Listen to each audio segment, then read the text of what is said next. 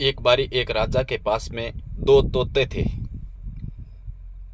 तो उस राजा की नगरी के अंदर दोस्तों एक बारी बहुत जोर से तूफान आया और वो दोनों तोते जो है वहां से उड़ करके और बिछड़ गए। बिछड़ने के बाद में एक तोता जो है वो डाकुओं की बस्ती के अंदर जा बैठा और दूसरा तोता जो है वो एक साधु के आश्रम में जा बैठा।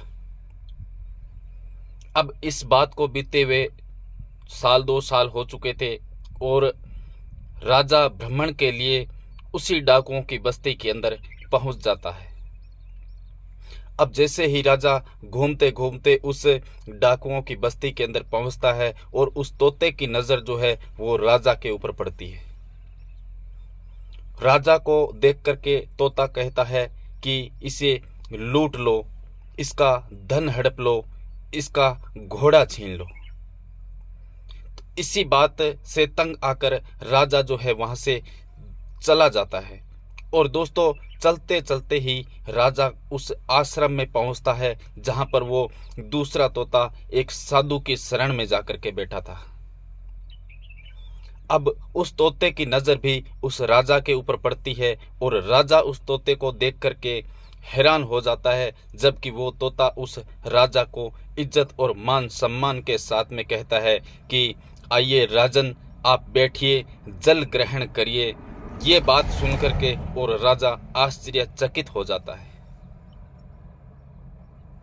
अब दोस्तों साधु ने उस राजन को समझाया कि देखिए राजन, ये किसी समय के अंदर दोनों आपस के अंदर भाई हुआ करते थे, लेकिन किसी तूफान की वजह से ये दोनों तोते जो है वो बिछड़ चुके थे। एक डाकुओं की बस्ती में आकर के बैठा और दूसरा जो है वो साधु के आश्रम में आकर के बैठा है। बस जिसको जैसी संगत थी उसको वैसा ही परिणाम मिल गया। जो तोता डाकुओं की संगत में जाकर के बैठा था वो उसका व्यवहार डाकुओं जैसा हो गया और जो साधु की शरण में आकर के बैठा था वो तोता आज देखिए किस प्रकार मान सम्मान और इज्जत के साथ में आपको आदर सम्मान दे रहा है। तो दोस्तों यह संगत का असर होता है। जिसकी जैसी संगत होती है उस इंसान के ऊपर उसका वैसा ही प्रभाव पड़ता है। अगर आपकी संगत अच्छी है तो आपकी जीवन के अंदर अच्छाइयाँ ही आएगी और अगर आपकी संगत बुरी है तो आप उस बुरी ही संगत के दुष्परिणाम से